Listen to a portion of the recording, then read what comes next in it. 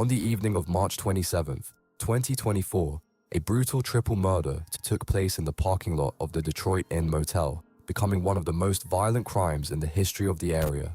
3 people were torn apart by a heavy tow truck, their bodies dragged across the asphalt for more than 100 meters. The investigation into this monstrous act exposed the dark side of family relationships and revealed the mechanism of turning an ordinary person into a ruthless killer.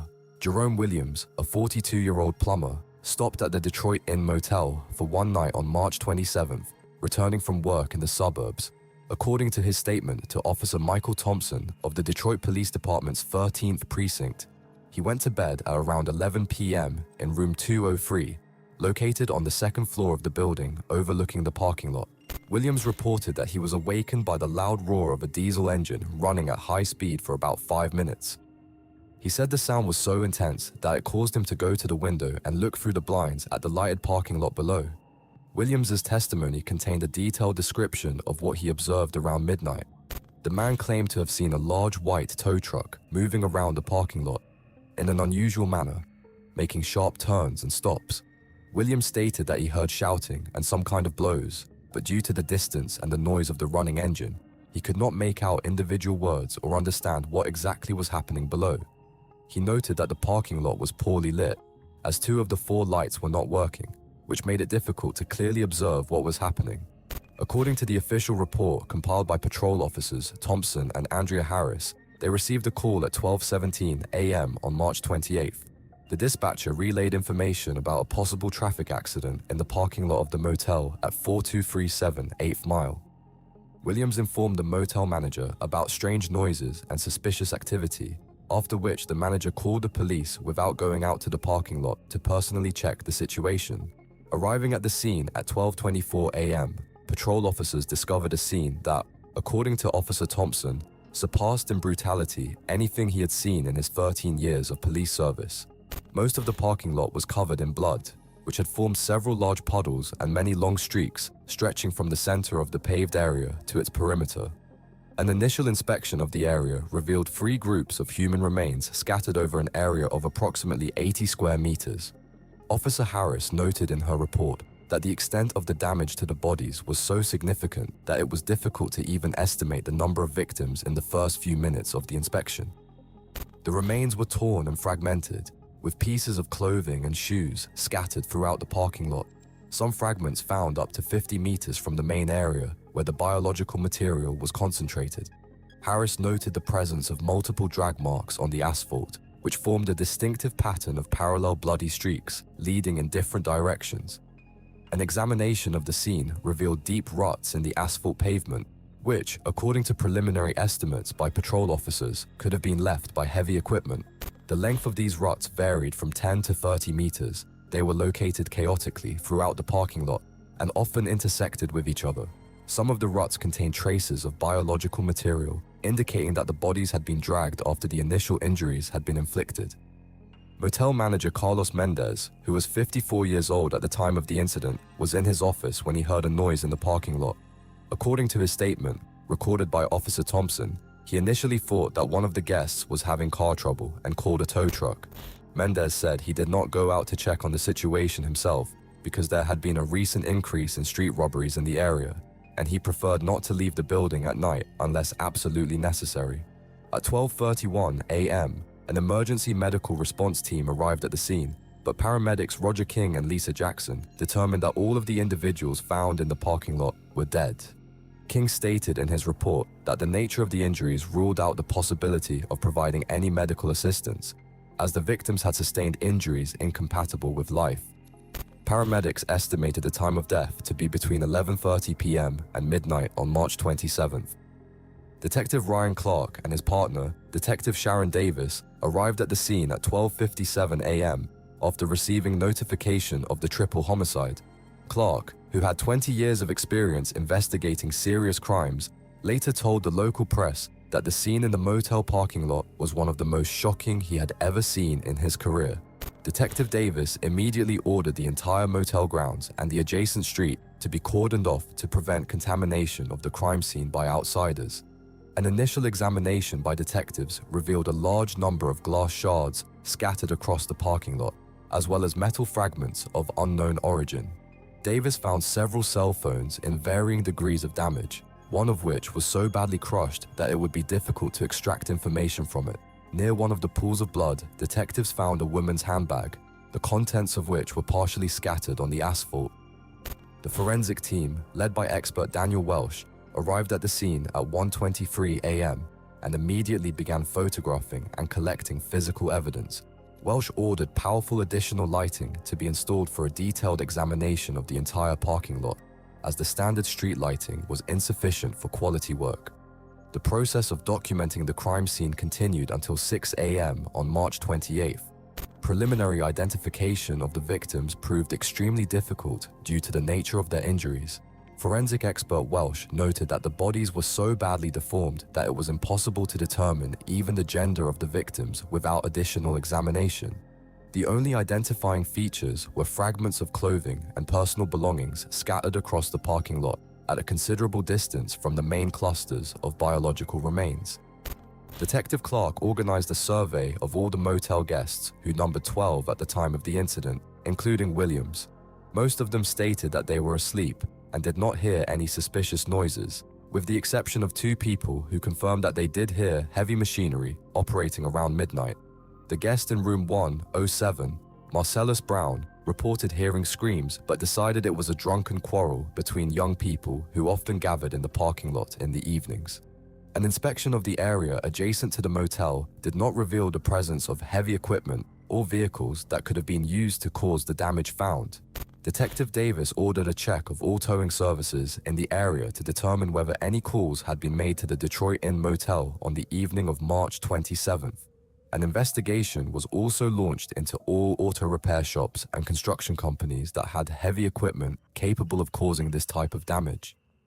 The forensic examination of the scene began at 1:27 a.m. on March 28th under the direction of senior forensic expert Daniel Welsh, who had 18 years of experience working with particularly serious crimes. According to the official inspection report compiled by Welsh, the Detroit Inn Motel parking lot was a 70 by 45 meter asphalt area marked for 32 parking spaces. The expert noted that the asphalt surface was significantly worn, with multiple cracks and potholes, which made it difficult to secure vehicle tracks. The initial mapping of the crime scene by forensic technician Sarah Johnson revealed 8 different groups of tire tracks intersecting in a chaotic pattern throughout the parking lot.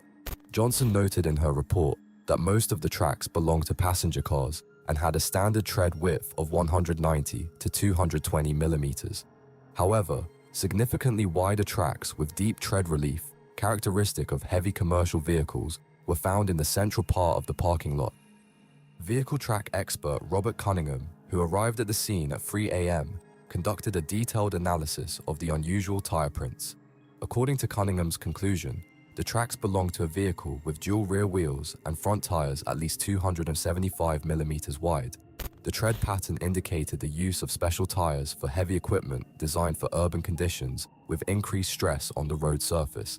The expert's attention was particularly drawn to the deep grooves in the asphalt, which formed a complex network of intersecting lines across the entire parking lot.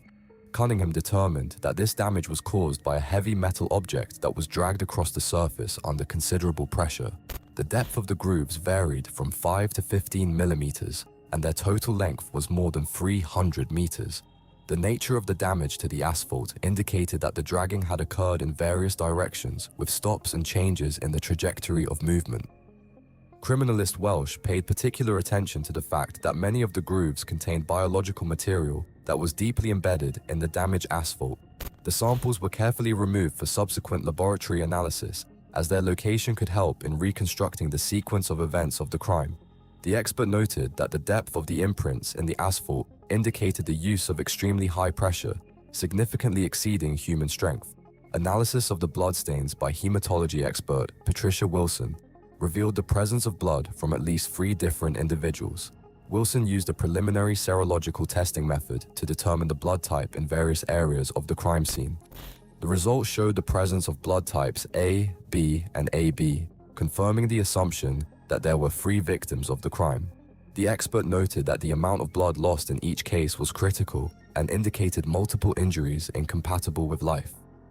The blood spatter pattern recorded by Wilson showed characteristic signs of impact with a blunt object with a large contact area. The height and angle of the spatter indicated that the blows were delivered from ground level or a low height, ruling out the victims falling from a height or the use of a traditional impact weapon.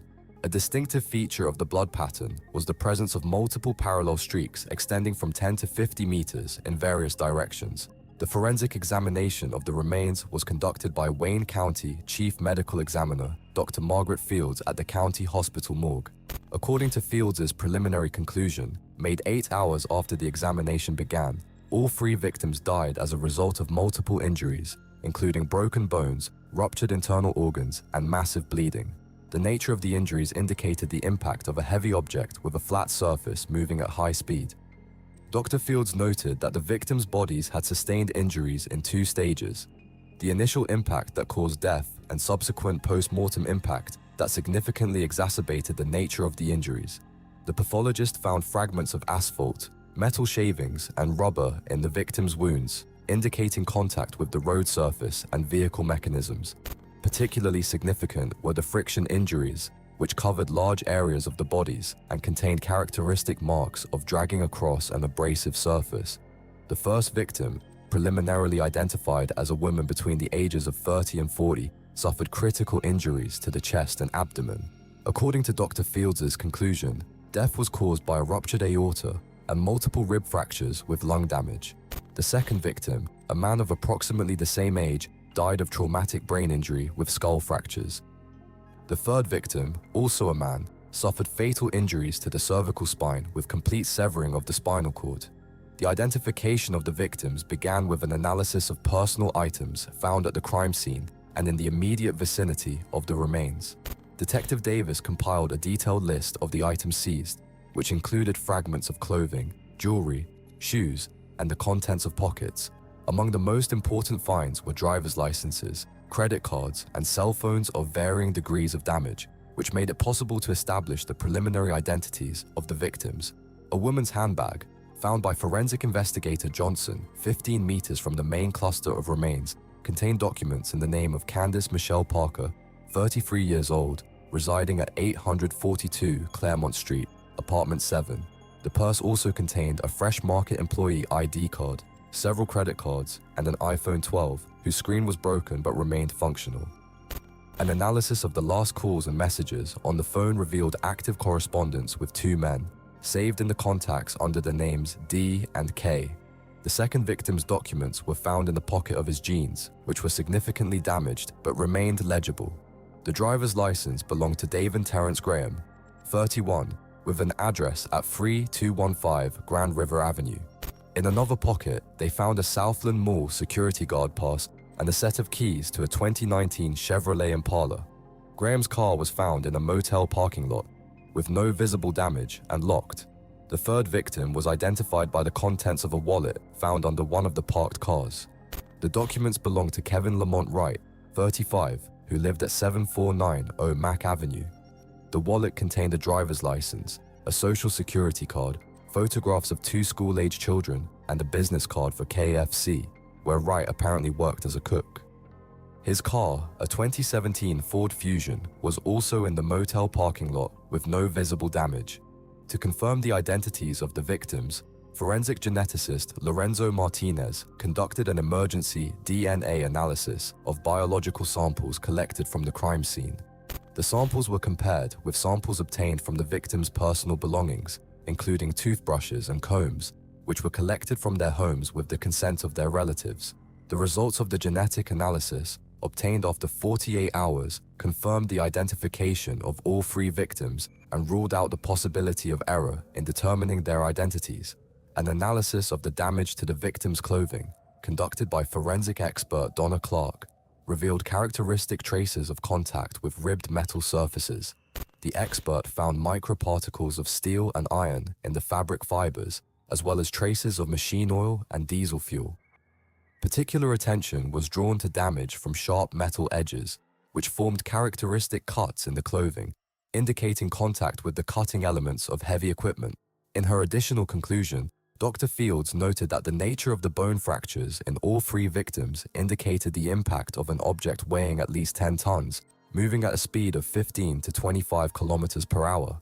The pathologist based her conclusions on an analysis of the fracture lines in the bone tissue and the degree of compression damage to the internal organs. The characteristics of the injuries suggested that the murder weapon was a heavy-wheeled vehicle with metal elements capable of inflicting cutting wounds. Criminal investigator Welsh drew attention to fragments of a metal cable with a diameter of approximately 8 millimeters, covered with industrial-grade lubricant, found at the crime scene. Analysis of the cable showed that it was made of high-strength steel with a polymer coating used in lifting equipment. Microscopic particles of biological tissue and clothing fibers were found on the surface of the cable, indicating its direct involvement in the process of inflicting injuries on the victims.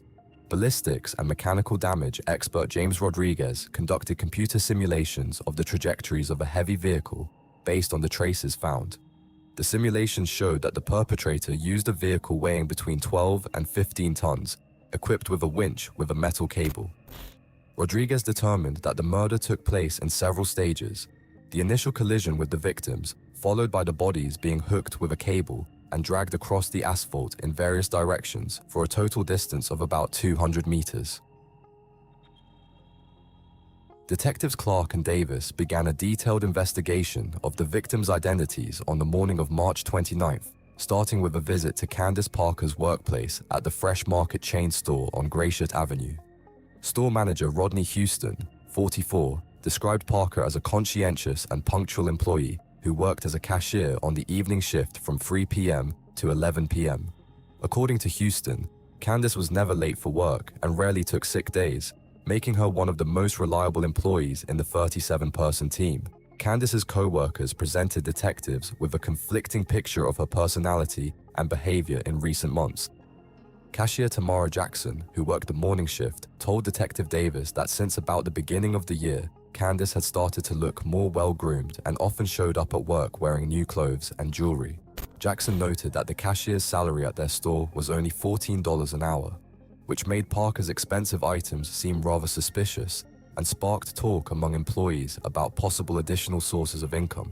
Store security guard Malcolm Webster told Detective Clark that over the past 2 months, Candace had received several calls at work, after which she became visibly upset and asked to leave early due to personal circumstances. Webster claimed that he had overheard fragments of these conversations and noticed that Candace was talking to men, and that the tone of the conversation was intimate and included discussions of meetings in various locations around the city.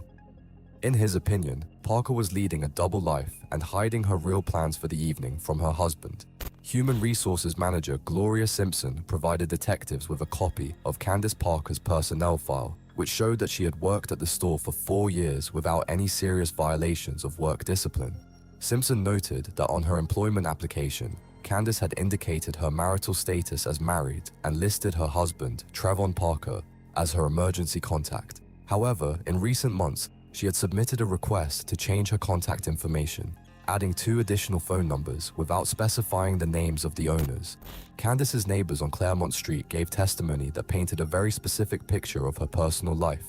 Mrs. Dorothy Franklin, a 73-year-old retiree who lives in the apartment next door, told Detective Davis that she regularly saw Candace leaving her home on Wednesdays around 7 p.m. in an unknown man's car. Franklin described the driver as an African-American man of medium height with a muscular build who drove a black sedan of a make she could not identify.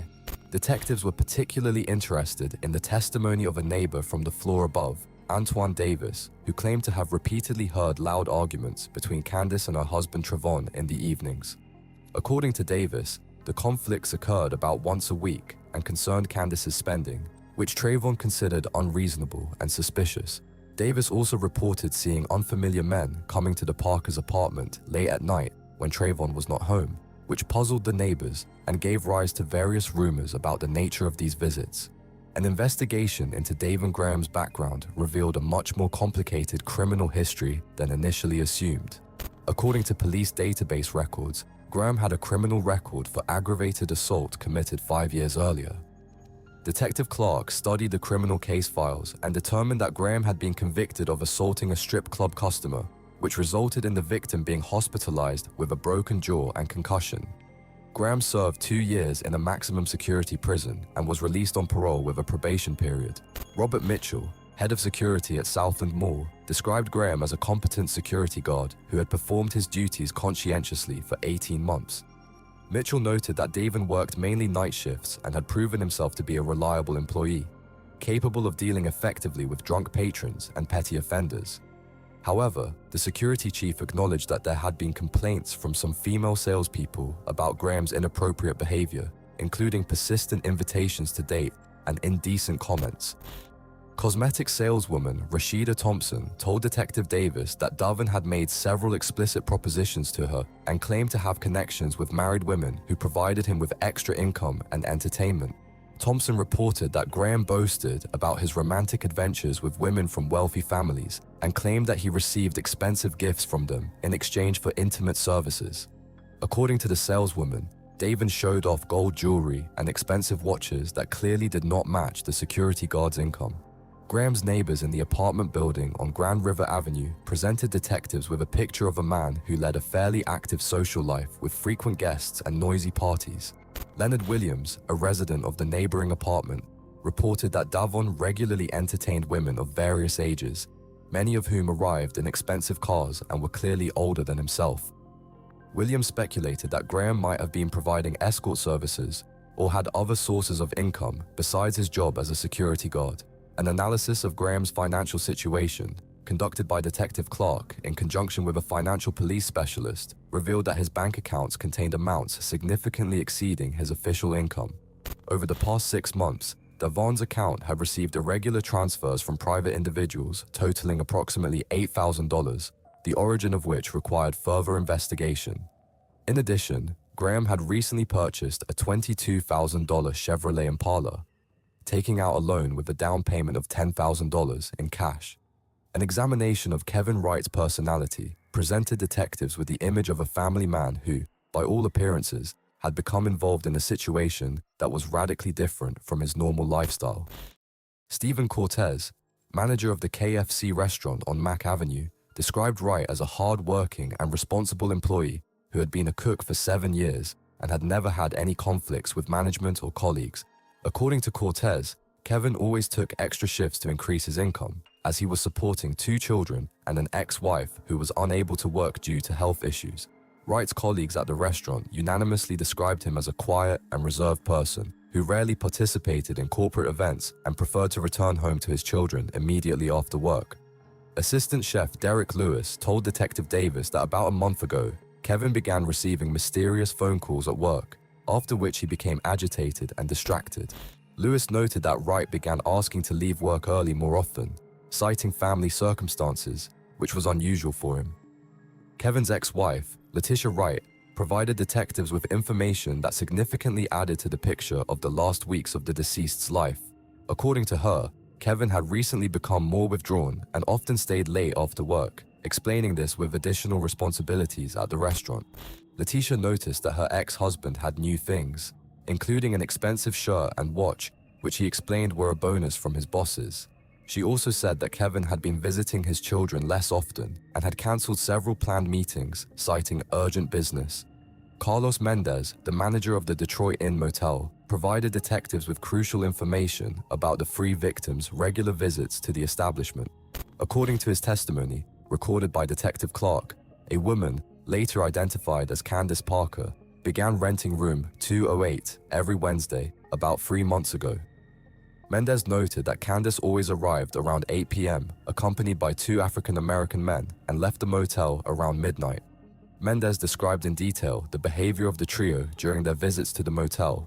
According to his observations, the relationship between the 3 people was clearly intimate, and all of them showed signs of alcohol intoxication upon arrival.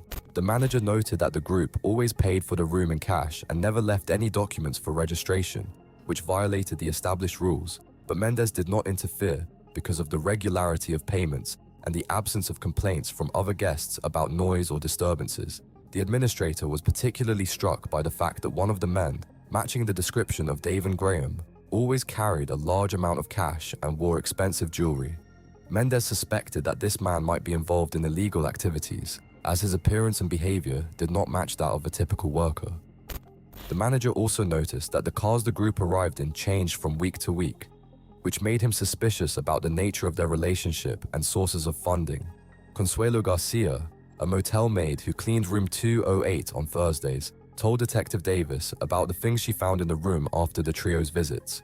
According to her, empty bottles of expensive alcohol, traces of drugs, and items indicating group sexual activity were regularly found in the room. Garcia noted that cleaning the room after these visitors required significantly more time and effort due to the mess and the specific smell, which she described as a mixture of alcohol, drugs, and bodily fluids. The investigation revealed many conflicting rumors and assumptions about the nature of the relationships between the victims that circulated among their acquaintances and colleagues. Several sources claimed that Candace Parker was involved in prostitution, serving clients in various areas of Detroit. Other witnesses suggested that the trio was involved in drug dealing, using the motel as a meeting place with buyers. A third group of informants believed that there was a complex love triangle between the group members, which could have led to conflict and violence within the group itself.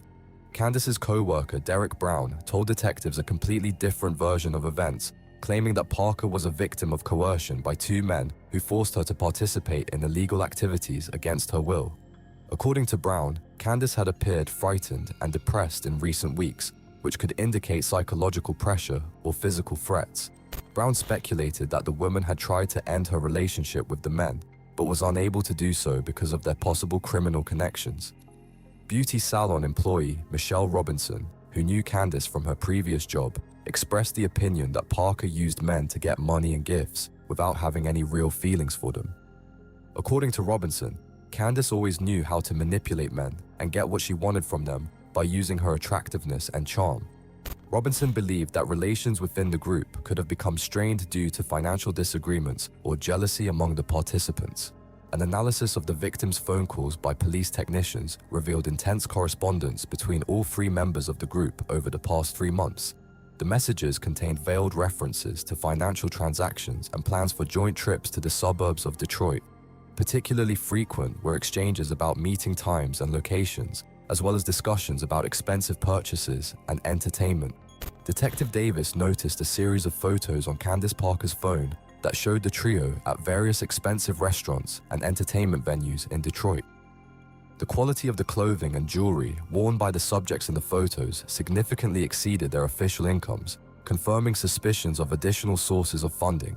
Multiple versions and contradictory witness statements created a confusing picture of the relationships between the victims, requiring further detailed investigation to establish the true motives for the crime. Detective Clark contacted Trevon Parker on the morning of April 1st, 4 days after the bodies were found in the motel parking lot, to formally question the widower as the closest relative of the main victim. According to standard homicide investigation procedure, the spouses of the deceased were always the first to be interviewed as the persons with the most complete information about the victim's personal lives, habits, and social connections. The meeting was scheduled for 10 a.m. at the Detroit Police Department's 13th Precinct, where Parker was to give official testimony on the record. Trevon Parker arrived at the appointed time, accompanied by his lawyer, Jerome Wilkins, which in itself attracted the attention of the detectives, as most of the victims' relatives did not have legal representation at the initial stage of the investigation. Parker appeared to be in a state of deep emotional distress. His eyes were red and swollen, his movements were slow, and his speech was periodically interrupted by heavy sighs. Detective Davis noted in her notes that the widower's behavior was consistent with the expected reaction to the loss of a loved one. At the beginning of the interview, Trayvon spoke at length about his relationship with his late wife, describing their marriage as happy and harmonious, lasting 8 years without serious conflicts or disagreements. According to him, Candace was a devoted and loving wife who never gave him any reason to suspect her of infidelity or leading a double life. Parker claimed that his wife worked as a cashier at a chain store, sometimes stayed late for overtime, and attended sales training courses on Wednesdays, which explained her absence from home on those days. Detective Clark noted that Trayvon demonstrated a surprisingly detailed knowledge of his wife's work schedule, including the exact start and end times of her shifts, paydays, and store inventory periods. Such awareness could indicate either an extremely close relationship between the spouses or systematic monitoring of his wife's activities, which was often observed in cases of pathological jealousy or suspicion of infidelity on the part of the husband. When asked if he knew the men found dead with his wife, Trevor categorically stated that he had never heard the names David Graham and Kevin Wright and had no idea how Candace could have met them. Parker expressed shock and bewilderment at his wife's presence in a motel with two unknown men, claiming that such behavior was completely contrary to her character and moral principles. Attorney Wilkins interrupted the questioning several times, reminding his client of his right not to answer questions that could incriminate him. Trayvon Parker's alibi for the evening of March 27th seemed convincing at first glance. According to his testimony, he finished his shift at Detroit Towing Service at around 6:30 p.m. and went home, where he spent the evening alone, watching television and preparing dinner. Parker claimed that he went to bed around 10:30 p.m. and woke up the next morning, unaware of the tragedy that had befallen his wife. He reported that he only learned of Candace's death on the morning of March 28th, when detectives contacted him by phone. Detective Davis asked Trayvon to provide more detailed information about his activities during the critical hours of the evening of March 27th. Parker stated that from approximately 7 p.m. to 10 p.m., he watched a basketball game on television, drank beer, and prepared a dinner of semi-prepared foods. When asked if anyone had called him or visited him during that time, Trayvon said no, adding that he preferred to spend his evenings in peace and quiet after a busy day at work. The alibi check began with an analysis of Trayvon's phone calls between 5 p.m. and midnight on March 27.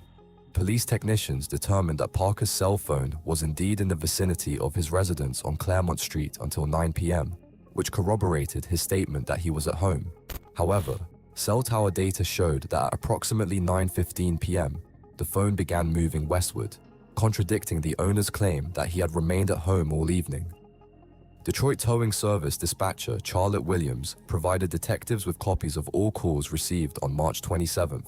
Among the standard requests for towing of disabled and improperly parked vehicles, a call registered at 9:47 p.m. attracted particular attention.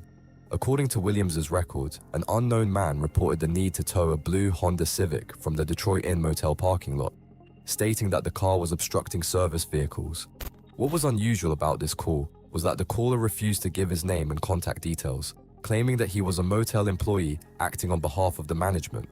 Williams noted that such calls were usually accompanied by the provision of documents confirming the right to tow, but in this case, the caller insisted on the urgency of the situation and asked for a vehicle to be dispatched immediately. The dispatcher assigned the order to Trayvon Parker, who was closest to the specified address. Detective Clark noted that the time of the suspicious call coincided almost exactly with the moment when Trayvon's cell phone began moving from his home toward the motel.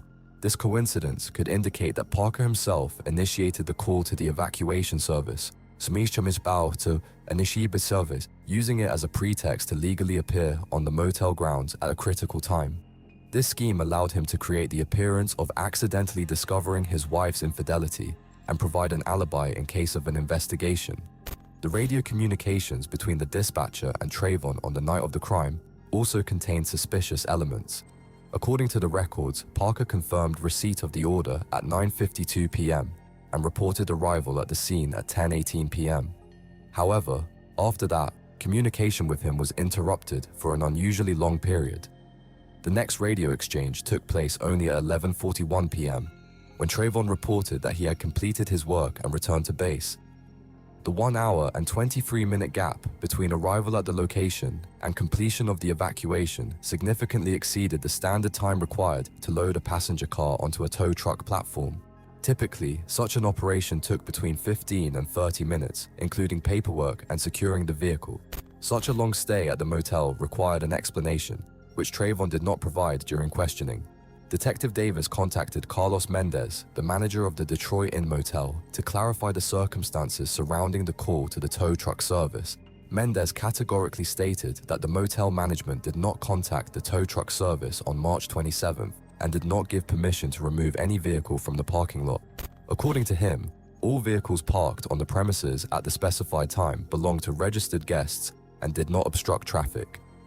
Mendez also confirmed that the blue Honda Civic mentioned in the call was indeed in the parking lot, but belonged to one of the guests and was not subject to towing. An inspection of Trayvon Parker's tow truck was conducted on the morning of April 2nd by a team of forensic experts led by Daniel Welsh. The vehicle was an International 4300 truck with a platform for transporting passenger cars and a winch with a lifting capacity of 5 tons. The total weight of the fully loaded tow truck was 14 tons, which corresponded to the experts' preliminary calculations regarding the murder weapon.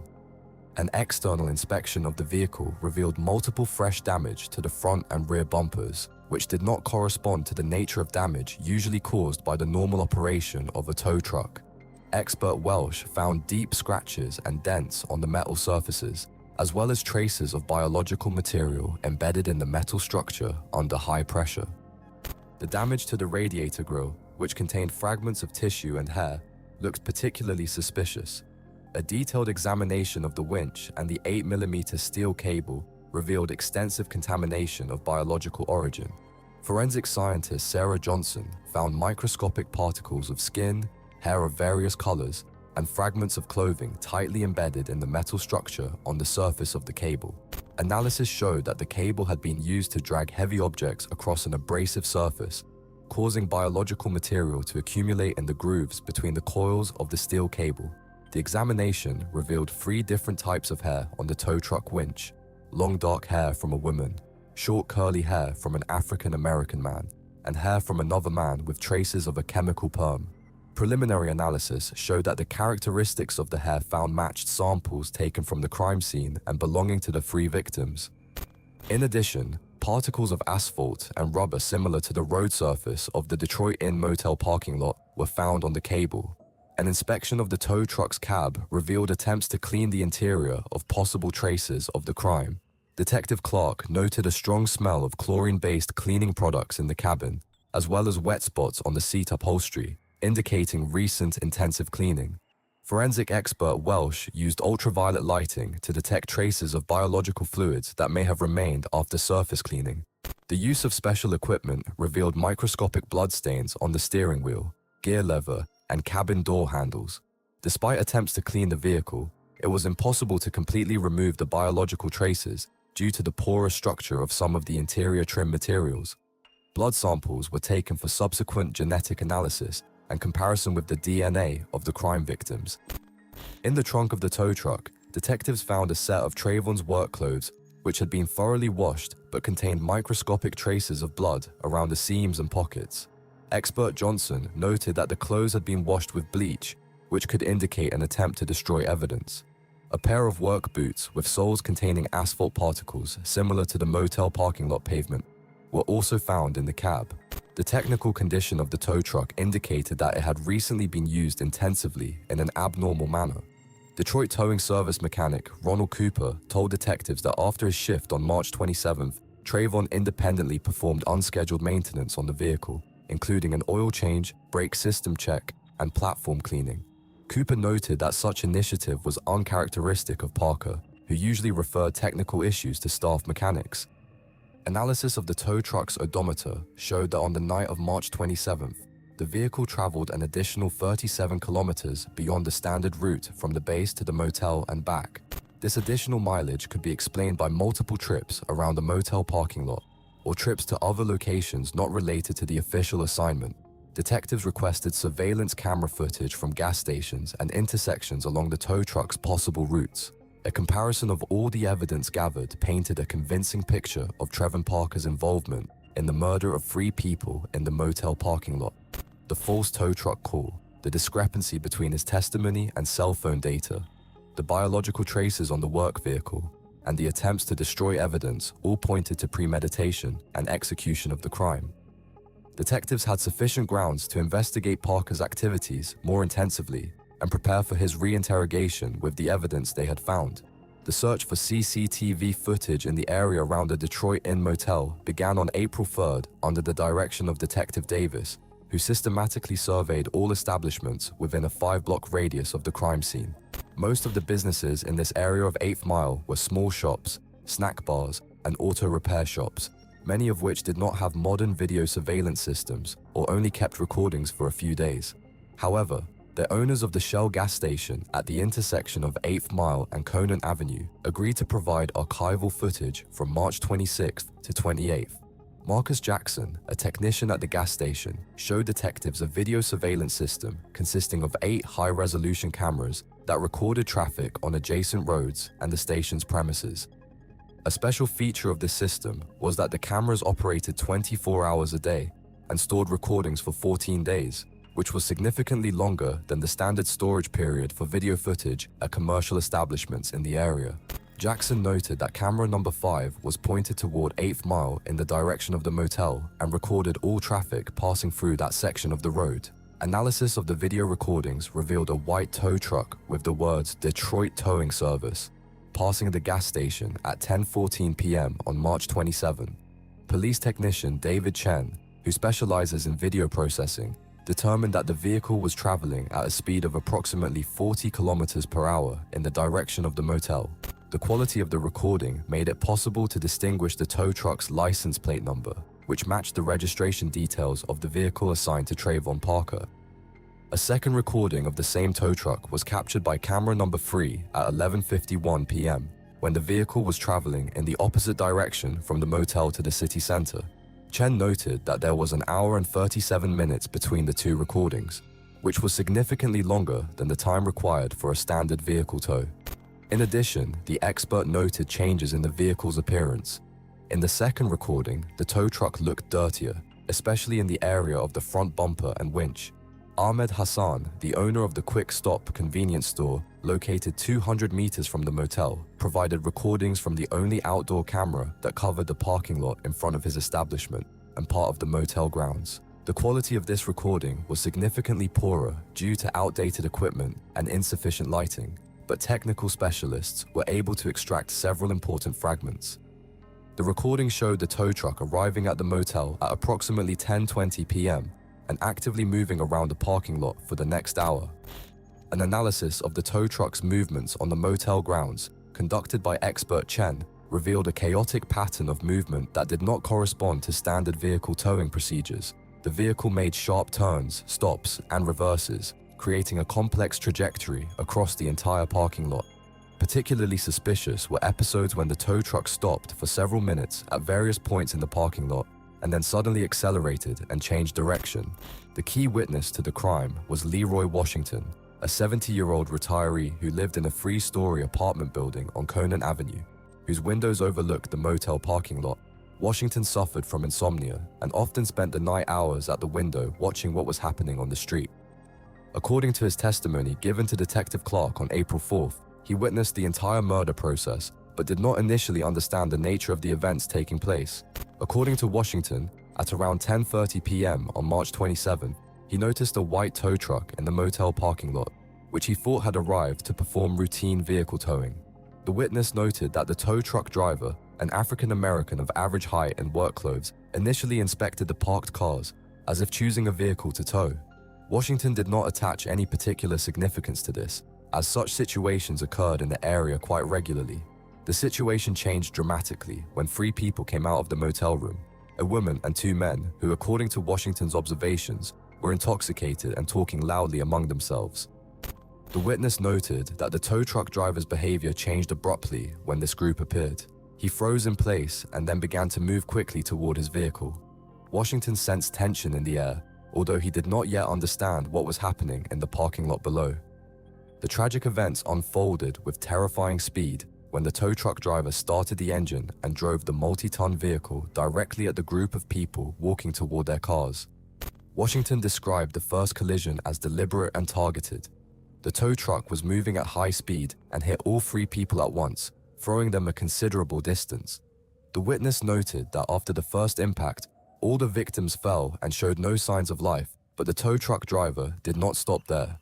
The criminal's subsequent actions, as described by Washington, surpassed in cruelty anything the elderly man had seen in his long life. The tow truck driver methodically ran over each of the motionless bodies several times, making sharp maneuvers and changing direction. The witness estimated that the process of repeatedly running over the bodies lasted about 10 minutes, during which time the tow truck drove over the victims' bodies at least 15 times in various directions. Washington was particularly shocked by the use of the tow truck's winch to drag the victim's remains across the asphalt of the parking lot. According to his observations, the driver got out of the cab, attached a steel cable to the bodies, and then, operating the winch from the cab, dragged them across the parking lot for distances of up to 50 meters in different directions. This process was repeated many times, leaving bloody trails throughout the motel grounds and completely destroying the human remains. Washington confessed to detectives that he was too horrified by what was happening to move or call for help during the entire murder. The elderly man explained his passivity by shock and fear for his own safety, as he understood that he was dealing with a person capable of extreme cruelty. Only after the tow truck left, about an hour after the events began, was the witness able to pull himself together and contact the motel administration, but he did not immediately decide to report what he had seen to the police. A detailed examination of the damage to Trevon Parker's tow truck was conducted on April 5th by a group of specialists led by transportation accident expert Robert Cunningham. Using trace analysis and computer modeling techniques, the experts reconstructed the sequence of contact between the tow truck and the victims of the crime.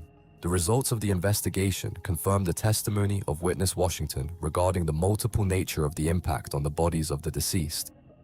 Analysis of the damage to the front bumper of the tow truck revealed traces of at least 17 separate impacts with hard objects, corresponding in nature to the impact on human bodies. Cunningham determined that the impacts were delivered with varying force and at different angles, indicating a deliberate change in the direction and speed of the vehicle. The depth and nature of the dents made it possible to reconstruct the approximate speed of the tow truck at the moment of each impact, which varied from 15 to 30 kilometers per hour. An examination of the winch and steel cable confirmed that they had been used to drag heavy objects across an abrasive surface for a prolonged period of time. Microscopic analysis conducted by expert Donna Clark revealed the presence of human tissue, hair, and fragments of clothing embedded in the metal structure of the cable under extreme pressure.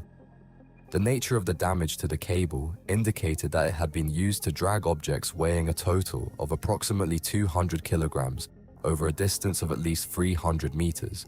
Computer modeling of the murder process, performed by technical expert James Rodriguez, made it possible to create a three-dimensional reconstruction of the events in the motel parking lot. The model took into account witness testimony, physical evidence from the crime scene, damage to the tow truck, and the results of the forensic medical examination. According to the simulation results, the murder took place in 4 stages. The initial collision with the group of victims, repeated running over of the motionless bodies, hooking the remains with a winch cable, and dragging them across the parking lot. Trevon Parker's psychological evaluation was conducted by Dr. Reginald Cooper, a clinical psychologist with 20 years of experience working with criminals who have committed serious crimes against individuals.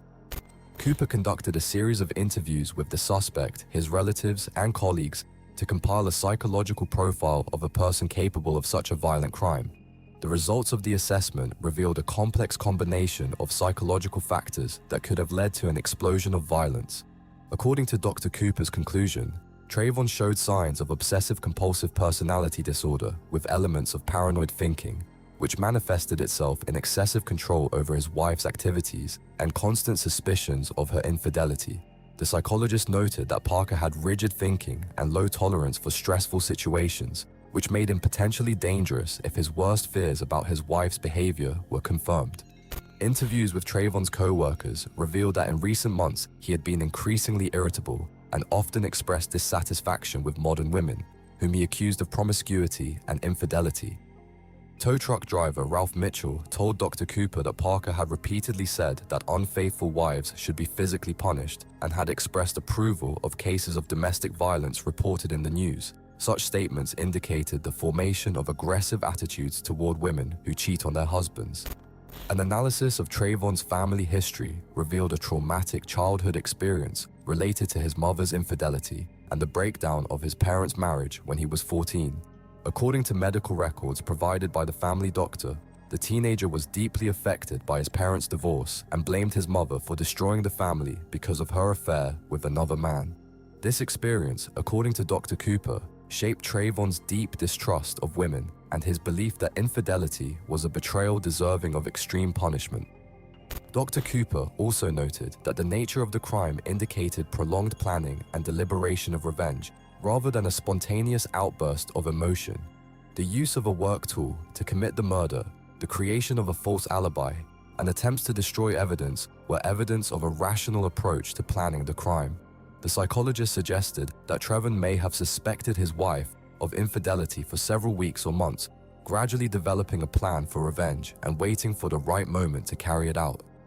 The psychological evaluation characterized Trayvon Parker as a person with antisocial personality traits, capable of planning and committing particularly violent crimes in situations he perceived as personal humiliation or betrayal. Dr. Cooper noted that the degree of cruelty displayed in the murder far exceeded the level necessary to take the victims' lives, indicating the perpetrator's sadistic tendencies and his need to inflict maximum suffering on those he considered responsible for his humiliation. Trayvon Parker was arrested on April 7th at 6 a.m. on a warrant issued by Judge Martin Brooks based on irrefutable evidence gathered by detectives. The arrest team, led by Detective Clark, arrived at the house on Claremont Street where Parker lived with his late wife and found the suspect in a state that officers described as complete apathy and indifference to what was happening. Trayvon did not resist arrest and silently allowed himself to be handcuffed, as if he had been expecting this moment and was prepared for the inevitable turn of events. Upon arrival at Detroit Police Department's 13th precinct, Parker was placed in a holding cell, where he spent the first 4 hours in complete silence, refusing food and water offered by the officers on duty. According to the observation report compiled by Sergeant Michael Harris, the suspect spent most of his time sitting motionless on a cot, staring at a single point, and did not respond to sounds or movement in the hallway. It was only around 10 a.m. that Trayvon requested a meeting with Detective Clark, stating that he was ready to give a statement regarding the murder of his wife.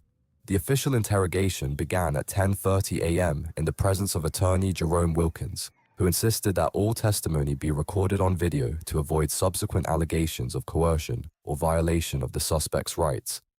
Detective Clark read Trayvon his rights in accordance with the Supreme Court's decision in the Miranda case and obtained written confirmation that the suspect understood the essence of the charges against him for first-degree murder with particular cruelty. Just 15 minutes into the interrogation, Parker stated that he was ready to plead guilty to all charges. Travis's confession, recorded by Detective Davis under dictation, was a detailed reconstruction of the events leading up to the triple murder in the parking lot of the Detroit Inn Motel. According to Parker's testimony, his suspicions about his wife's infidelity began about 2 months before the tragedy, when he noticed changes in her behavior, including an improvement in her appearance, the appearance of new clothes and jewelry, and frequent delays at work for unknown reasons. These observations prompted him to begin secretly monitoring Candace's movements. According to Trayvon, for 3 weeks he repeatedly followed his wife after she left the house on Wednesdays, using his personal car and maintaining a distance sufficient to avoid detection. Parker determined that Candace regularly met with 2 men at the Detroit Inn Motel and spent several hours with them in a rented room. These observations confirmed the husband's worst fears about the nature of his wife's relationship with unknown men and led him to decide that all those involved in what he perceived as betrayal and humiliation must be punished. According to Trayvon's testimony, planning the murder took about a week and included devising a way to legally appear at the motel at a time when his unfaithful wife would be there with her lovers. Parker studied the tow truck service's schedule and found that most evening calls were related to the removal of cars that were obstructing traffic or parked illegally. Using a company tow truck as a murder weapon seemed to him to be the most effective way to simultaneously destroy all 3 objects of his hatred. On the evening of March 27th, Trayvon acted according to his premeditated plan. At around 9 p.m., he left his home and headed to the tow truck service base, where he took the car assigned to him under the pretext of fulfilling an urgent order. Then, using a payphone located 2 blocks from the motel, he called the service dispatcher and gave false information about the need to evacuate a car from the motel parking lot. This maneuver provided him with a legitimate reason to be on the premises and ruled out suspicion from possible witnesses. Arriving at the motel parking lot around 10 p.m., Trayvon initially intended to wait for his wife and her companions to leave so that he could catch them at the scene of the crime and demand an explanation. However, according to him, the sight of the trio leaving the room in a state of obvious alcohol intoxication and displaying intimate closeness caused him to have an uncontrollable fit of rage. Parker stated that at that moment he lost the ability to think rationally and acted under the influence of emotions that had been building up over weeks of observation and suspicion. The initial collision with the group of victims was carried out by Trayvon at the maximum speed possible for a heavy tow truck in the limited space of the parking lot. According to his testimony, he deliberately aimed the vehicle at all three people at once, seeking to kill them instantly and spare himself the need to watch them suffer.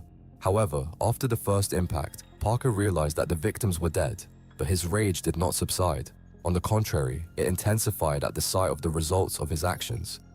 Travis's subsequent actions, using a tow truck to repeatedly run over the victims' bodies, were dictated, in his words, by a desire to completely destroy the physical remains of the people he considered responsible for destroying his marriage and dignity. Parker admitted that he was aware of the monstrosity of his actions, but could not stop himself, as each new runover brought him a sense of just retribution for years of deception and humiliation. The process of repeatedly running over the bodies continued until only unrecognizable fragments remained. According to Trayvon's testimony, using a tow truck winch to drag the remains across the asphalt parking lot was the final stage of his revenge, aimed at completely destroying the human appearance of those who had betrayed his trust. Parker described in detail the process of attaching steel cables to the victims' bodies and dragging them over long distances, admitting that he derived sadistic pleasure from watching the asphalt erase the last traces of his enemy's humanity. This process lasted about 30 minutes and ended only when there was nothing left of the victims that could be identified as human remains. After completing the murders, Trayvon spent a considerable amount of time attempting to destroy evidence, including cleaning biological traces from the tow truck and planning a version of events that would explain his presence at the motel.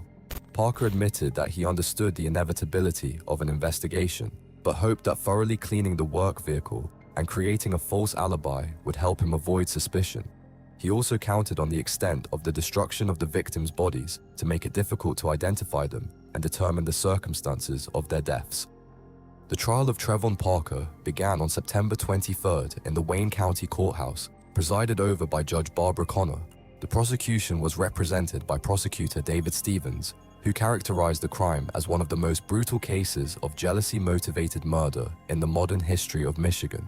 The defense was led by experienced attorney Robert Maxwell, who sought to have his client declared insane at the time of the crime due to emotional distress caused by the discovery of his wife's infidelity. A key element of the prosecution's case was the presentation of photographs from the crime scene, which shocked the jury and courtroom visitors with the degree of cruelty displayed by the defendant. Prosecutor Stevens presented more than 50 photographs of the motel parking lot taken by forensic investigators on the morning of March 28th, which showed the extent of the damage caused to human bodies by heavy equipment. Particularly shocking were the photographs of bloody drag marks that covered almost the entire parking lot and demonstrated the methodical nature of the killer's actions. The testimony of witness Leroy Washington, who watched the entire murder from his apartment window, made a strong impression on the jury and refuted the defense's attempts to portray the crime as a spontaneous act of jealousy. The elderly man described in detail how Trayvon methodically moved the victims' bodies over a long period of time, demonstrating full awareness of his actions and no signs of emotional distress that could serve as a mitigating factor. The expert opinions of psychologist Dr. Cooper and forensic pathologist Dr. Fields presented the court with a scientifically sound picture of a premeditated and deliberate murder committed by a man who was in complete control of his actions and understood their consequences. Of particular importance to the prosecution was the conclusion that the degree of cruelty displayed by the defendant significantly exceeded the level necessary to take the victims' lives, indicating the criminal's sadistic tendencies. The trial lasted 3 weeks, during which 37 witnesses were heard and more than 200 pieces of material evidence were presented. The defense sought leniency, citing the defendant's traumatic childhood experiences and the emotional stress caused by the discovery of his wife's infidelity. But these arguments failed to impress the jury, who were shocked by the scale of the crime's brutality. Attorney Maxwell also attempted to cast doubt on the testimony of a key witness, citing his advanced age and possible vision problems, but medical experts confirmed the reliability of his observations. The jury's verdict was delivered on October 14th after 4 hours of deliberation. Trayvon Parker was found guilty of 3 counts of first-degree murder with special cruelty, as well as destruction of evidence and giving false testimony. Judge Connor scheduled sentencing for October 21st, giving the parties time to prepare their sentencing arguments. The prosecution sought the death penalty, citing the exceptional cruelty of the crime, while the defense requested life imprisonment without the possibility of parole. The sentence was handed down on October 21st in a packed courtroom in the presence of the victims' relatives, members of the press, and the public. Judge Connor sentenced Trevor Parker to death by lethal injection, noting in her decision that the degree of cruelty displayed by the defendant was unprecedented in the state's judicial practice and required the maximum punishment provided by law.